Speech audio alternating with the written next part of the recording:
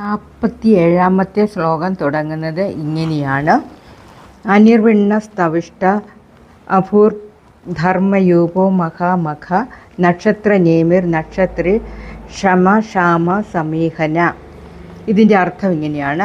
ആഗ്രഹിക്കുന്നവയെല്ലാം സങ്കല്പിക്കുന്ന മാത്രയിൽ സാധിക്കുന്നവനാകയാൽ നിരാശയില്ലാത്തവനും വിരാട് സ്വരൂപനായവനും ജനന മരണങ്ങൾ ഇല്ലാത്തവനും ധർമ്മങ്ങൾക്ക് കെട്ടുകുറ്റിയായവനും ശ്രേഷ്ഠങ്ങളായ യാഗങ്ങളുള്ളവനും നക്ഷത്രങ്ങൾക്ക് രക്ഷകനായി ജ്യോതിചക്രത്തിൻ്റെ കേന്ദ്രബിന്ദുവായി ധ്രുവനക്ഷത്രമായി ഇരിക്കുന്നവനും നക്ഷത്രനാഥനായവനും സർവ്വകാര്യങ്ങളിലും അങ്ങേയറ്റം ക്ഷമിക്കുന്നവനും ഏതിലും സൂക്ഷ്മരൂപത്തിൽ പ്രവേശിച്ചവനും ഉചിതം പോലെ പ്രവർത്തിക്കുന്നവനുമായ മഹാവിഷ്ണുവിനെ ഞാൻ നമിക്കുന്നു. ഇതാണ് ഇതിൻ്റെ അർത്ഥം.